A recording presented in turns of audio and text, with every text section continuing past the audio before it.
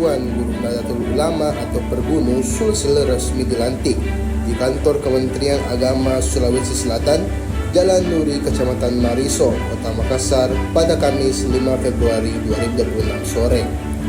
Sosok Dr. Haji Muhammad Yunus memimpin Pergunu Sulsel periode 2026 hingga 2031. Hadir Ketua Umum Pergunu Prof. Dr. Kiai Haji Asep Syaifuddin Halim dan Kepala Kanwil Kemenag Sulsel Ali Yafid. Muhammad Yunus menyebut Pergunu menghimpun seluruh pengajar berlatar NU, mulai dari tingkat pendidikan TK hingga guru besar perguruan tinggi. Para pengurus nampak kompak dan mengenakan kemeja NU berwarna hijau. Saat pelantikan, satu persatu pengurus naik ke atas panggung. Dipimpin Muhammad Yunus, sumpah dilantangkan di hadapan bendera Pergunu dan bendera Republik Indonesia. Penyerahan petaka Pergunu dari Prof. Dr. Kiai Haji Asep Syaifuddin Halim ke Muhammad Yunus menandai perjalanan Pergunu Sulsel periode 2026 hingga 2031. Mantan Kabid Pendidikan Diniyah dan Pondok Pesantren Kemenag Sulsel ini sudah punya prioritas program kerja. Muhammad Yunus bakal aktif menyuarakan kesejahteraan guru khususnya di sekolah swasta. Pemerintah disebutnya harus hadir menjamin kesejahteraan bagi sosok-sosok yang mencetak generasi penerus bangsa. Sementara itu, Ketua Umum Pergunu Prof. Dr. Kiai Haji Asep Syaifuddin Halim menyebut guru harus memiliki 5 hal utama.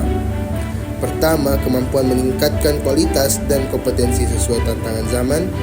Kedua, memiliki tanggung jawab transfer semua muatan mata pelajaran atau kurikulum tanpa terkecuali.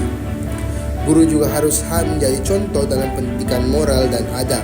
Kemudian guru juga harus menganggap murid sebagai anak kandung sehingga memberikan kasih sayang dan pembelajaran secara maksimal. Pelantikan ini juga dirangkaikan dengan pelantikan pengurus jaringan Kiai Santri Nasional Indonesia.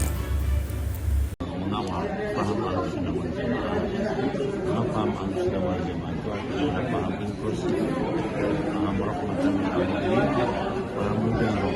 Mau berkomunikasi dengan siapapun, berkomunikasi berbaik dengan siapapun, itu dengan penuh kesempurnaan dan tidak kemudian ini yang dibutuhkan untuk persatuan dan kesatuan. Indonesia merdeka belum, dan Indonesia merdeka akhirnya. Dan sekarang orientasi itu dirubah, mengawal paham Ahlussunnah wal Jamaah untuk kepentingan persatuan dan kesatuan. Indonesia merdeka diganti oleh terwujudnya keberhasilan cita-cita luhur kemerdekaan, yaitu wujudnya Indonesia yang maju, adil, dan makmur. Bagaimana caranya? Kalau dulu dengan latihan perang-perangan, dengan kemudian perang, dengan diberikan resolusi jihad dan seterusnya. Sekarang bagaimana? Pesantren harus melahirkan sesuatu yang dibutuhkan oleh Indonesia yang maju adil. Apa sesuatu itu? Yaitu melahirkan satu ulama-ulama dan ilmuwan-ilmuwan besar yang ilmunya digunakan untuk menerangi masyarakatnya dan menjadi referensi bagi para birokrat. Pesantren harus melahirkan para birokrat yang download Tribun X sekarang, menghadirkan lokal menjadi Indonesia.